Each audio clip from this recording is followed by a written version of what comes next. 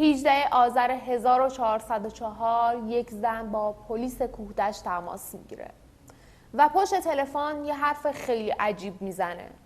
بهشون میگه که همین الاناست که سم وارد خونه من بشه، ولی من نمیخوام بمیرم. تو رو خدا خودتون رو زودتر برسونید و به من کمک کنید. خب اپراتور پلیس خیلی گیج شده بوده و واقعا نمیدونسته که باید به حرف اون زن اعتماد کنه یا نه. اما به هر حال اون زن رو دعوت به آرامش میکنه و ازش میخواد که آدرس خودش رو با جزئیات بهشون بگه. خب از اون طرف پشت تلفن اون زن خیلی حالش بد بوده، درست نمیتونسته صحبت کنه، ولی با هر سختی که بوده آدرس خودش رو به پلیس میده و در نهایت پلیس به محل اعزام میشه. بعد از اینکه پلیس ها میرسن اونجا، تیم اورژانس هم رسیده بوده و وارد خونه میشن و با بدن نیمه جون یک زن مواجه میشن. هر جوری که شده اون زن رو منتقل میکنن به بیمارستان، اما متاسفانه 1-2 ساعت بعد سم تاثیر خودش رو میذاره و اون زن جونش رو از دست میده. اما چه اتفاقی افتاده بوده؟ همه چی خیلی عجیب بوده. اطرافیان اون زن میگفتن که نیکو خودکشی کرده، ولی چیزی که روی بدن نیکو بود کاملا با خودکشی فرق داشت. دور دهن نیکو کاملا کبود بود، بدنش جای کبودی بود و دستهاش هم کبود شده بود. حتی بعضی از خبرگزاری ها گفتن که یکی از دستهای نیکو هم شکسته بوده. چیزی که اطرافیان نیکو میگفتن واقعا فرق داشت با چیزی که روی بدن نیکو بود. روی بدن نیکو کاملا میتونستی متوجه بشی که قبل از اینکه به قتل برسه دچار ضرب و شتم و شکنجه قرار گرفته. اما چه اتفاقی افتاده بود که نیکو باید به قتل میرسید؟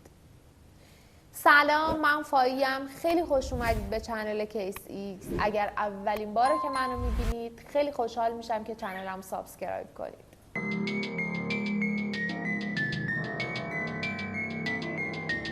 نیکو نظری فقط 27 سالش بود، متأهل و مادر یک بچه. وقتی که نیکو کلاس 5 ابتدایی بود متاسفانه مادرش رو از دست میده. بعد از اون همه وظایف سنگین خونه روی دوش نیکو بوده. بعد از برادرش مراقبت میکرده، براشون آشپزی میکرده و همه کارهای سخت. وقتی که 12-13 سالش میشه به اجبار پدرش با یه مرد 27 ساله از اقوامشون ازدواج میکنه. نیکو اصلا راضی نبوده، دوست داشته هنوز درسش رو بخونه و بچگیش رو بکنه. نیکو هنوز داشته عروسک بازی میکرده. اما در نهایت 4 سال با اون مرد زندگی میکنه. 4 سال که هر لحظهش برای نیکو خیلی سخت بوده. اصلا اون مرد رو دوست نداشته و اون مرد خیلی بد اخلاق بوده، خیلی با نیکو دعوا میکرده و در نهایت بعد از 4 سال نیکو جدا میشه. بعد از اینکه جدا میشه برمیگرده به خونه پدریش. دیگه توی این شرایط برادرای نیکو هم بزرگ شده بودن و خب برای نیکو قلدری میکردن، بهش امر و نهی میکردن، خیلی نیکو رو اذیت میکردن و یه مدت بعد مجددا نیکو مجبور میشه به اصرار برادرش و پدرش با یه مرد مسن ازدواج کنه. اما این ازدواج دوم به مراتب بدتر و وحشتناکتر از ازدواج اول بوده. اون پیرمرد دست به زن داشته، اعتیاد داشته، هرز میپریده و حسابی نیکو رو اذیت میکرده. اما خب واقعیت این بوده که نیکو میدونسته که دیگه توی خونه پدرش هیچ جایی نداره و نمیتونه دوباره جدا بشه و برگرده اونجا.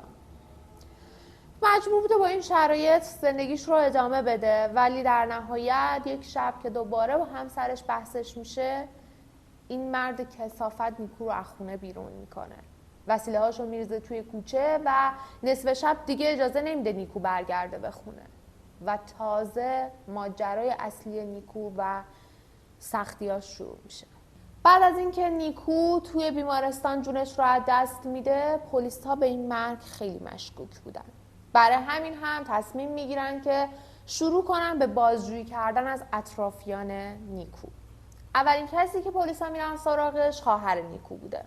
خواهرش میگه که من با برادرام پدرم بیرون از خونه بودم و وقتی که برگشتیم دیدم که نیکو توی اون وضعیت قرار داره و خیلی هم ناراحت بوده از نیکو. به پلیسا گفته من واقعا ناراحتم. نیکو قبل از اینکه به خودش فکر کنه باید به بچهش فکر میکرده و نباید خودکشی میکرده. پس خواهر نیکو معتقد بوده که نیکو خودکشی کرده. بعد از اون پلیسا میرن سراغ برادرهای نیکو. با اونا شروع میکنن به صحبت کردن و اونا همشون هم معتقد بودن که نیکو خودکشی کرده و یکی از برادرهای نیکو به پلیسا میگه که نیکو مشکل اعصاب داشته و اصلا اخلاق خوبی نداشته. به همین دلیل هم بوده که دوباره ازدواج کرده و کسی که مشکل اعصاب و روان داره در نهایت کارش به اینجا کشیده میشه. آخرین نفری که پلیسا باهاش صحبت کردن پدر نیکو بوده و پدر نیکو هم همه حرفهای برادرها و خواهر نیکو رو تایید میکنه و اون هم میگه که نیکو خودکشی کرده و ما هیچ شکایتی نداریم. بعد از اینکه جواب پزشکی قانونی میاد پلیسا دیگه معتقد بودن که نیکو به قتل رسیده، چون همونطور که قبلا گفتم بدن نیکو پر از آثار شکنجه و شکستگی بوده. دیگه اینجا پلیسا دیدن که حرف زدن با اطرافیان نیکو هیچ فایده‌ای نداره. رفتن سراغ دوربین‌های مداربسته تا ببینن که حرف خواهر نیکو آیا صحت داره یا نه. چیزی که گفته بود من توی اون روز با برادران و پدرم خارج از خونه بودیم. پلیس‌ها دوربین‌های مداربسته رو چک کردن و متوجه شدن که ماشین خانواده نیکو شب قبل وارد خونه شده و بعد از اون هم دیگه هیچ کس از خونه خارج نشده. خب وقتی که پلیسا این موضوع رو دیدن دوباره رفتن سراغ خواهر نیکو و اینجا پلیسا بهش گفتن که ما میدونیم که تو دروغ گفتی و تو کجا بودی وقتی که برای نیکو این اتفاق افتاد. و خب دوباره اولش خواهر نیکو داشت مقاومت میکرد و میگفتش که نه من هیچ دروغی نگفتم، اما پلیس‌ها بهش فیلم‌های دوربین‌های مداربسته رو نشون دادن و اینجا بود که خواهر نیکو تصمیم گرفت که حقیقت اصلی رو به پلیس‌ها بگه. به گفته خواهر نیکو اون شبی که همسرش نیکو رو از خونه انداخته بیرون با پدرشون تماس گرفته و به پدرشون گفته که همسرشون رو از خونه انداخته بیرون و الان هیچ جایی نداره و ازش خواهش کرده که اجازه بده برگرده خونهشون. اما پدرش به نیکو گفته که حق نداره برگرده و توی این خونه هیچ جایی نداره، برگرده خونه و با همسرش آشتی کنه و بعد از اون هم تلفن رو روی نیکو قطع میکنه و بعد از اون پدر نیکو با عموشون تماس میگیره و ماجرا رو برای عموی نیکو تعریف میکنه و بهش میگه که من دیگه نمیدونم باید با این دختر چی کار کنم. اینجا عموی نیکو به پدرش میگه که نگران نباش، اگر تا هفته آینده آشتی نکردن خودم میرم تهران و این دو نفر رو با هم آشتی میدم. نمیدونم قبل تر بهتون اینو گفتم یا نه، اما خب خانواده نیکو و نیکو ساکن کوهدشت بودن و همسر دوم نیکو ساکن تهران بود و نیکو الان توی تهران داشت زندگی میکرد توی این موقعیت. بعد از این اتفاق اون شب تموم میشه و فردا صبح میشه و فردا صبح شوهر دوم نیکو زنگ میزنه به پدر نیکو و میگه که نیکو دیشب برنگشته خونه و معلوم نیست کجا رفته، بیایید و دخترتون رو از خیابونهای تهران جمع کنید اگر غیرت دارید. وقتی که پدر نیکو این موضوع رو متوجه میشه خیلی عصبانی میشه و همین دلیل هم 2 تا از برادرهای نیکو رو میفرسته به سمت تهران و خب اون موقع برادرهای نیکو باهاش تماس میگیرن و بهش میگن که میخوایم کمکت کنیم، نگران نباش و به ما بگو که کجایی. خب نیکو هم که اون شب رو تا صبح توی یکی از مسافرخونه های تهران سر کرده بوده خیلی خوشحال میشه که برادرش اومدن دنبالش، چون فکر میکنه که قراره بهش کمک کنن و آدرسش رو به برادرش میده و برادرش هم نیکو رو برمیدارن و با خودشون برمیگردونن کوهدشت. بعد از اینکه برمیگردن کوهدشت نیکو رو مستقیما میبرن خونه عموی نیکو که دیوار به دیوار خونه پدر نیکو بوده و وقتی که میرسن اونجا خب یه مقدار عموی نیکو با نیکو صحبت میکنه و بعد از اون هم بعضی از رسانه ها گفتن که عمو و برادرهای نیکو توی خونه عموش بهش سم دادن، سم به اسم سیانور.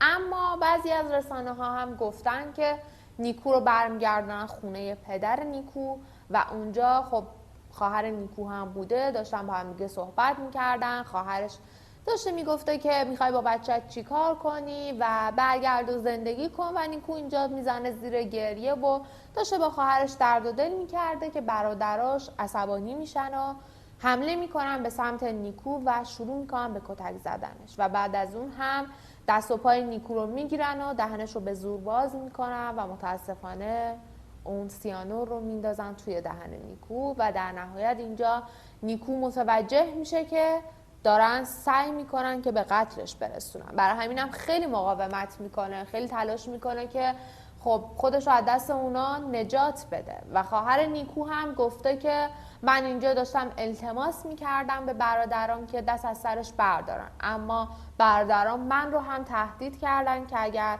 جلوشون رو بگیرم یا به کسی حرفی بزنم من رو هم به قتل میرسونن. و ادعا کرده که چون خودش بچه داشته مجبور بوده که سکوت کنه و باهاشون همکاری کنه. در نهایت بعد از این ادعا که خواهر نیکو داشته، خب پلیسا میرن سراغ پدر نیکو و اینجا پلیسا بهش میگن که ما میدونیم ماجرا از چه قراره و تو آیا شکایتی نداری از پسرات؟ و پدر نیکو میگه که نه، من هیچ شکایتی ندارم و در حال حاضر که من دارم این پرونده رو براتون تعریف میکنم هنوز هیچ شکایتی برای قتل نیکو نظری ثبت نشده و هنوز قرار نیست که کسی محاکمه بشه توی این پرونده. خیلی پرونده ناراحت کننده بود، خیلی پرونده دردناکی بود. متاسفانه هر روز داره زنکشی بیشتر اتفاق میفته و این واقعا ناراحت کننده است برای من. خیلی ممنونم که این ویدیو رو تا انتها نگاه کردید. اگر دوستش داشتید حتما لایک کنید، حتما برامون کامنت بذارید. لایک و کامنت های شما باعث میشه که حداقل این پرونده ها بیشتر رسانه‌ای بشه. اگر هم تا الان چنل رو سابسکرایب نکردید خیلی ممنون میشم که این کار رو انجام بدید. خیلی ممنونم. خدا نگهدار.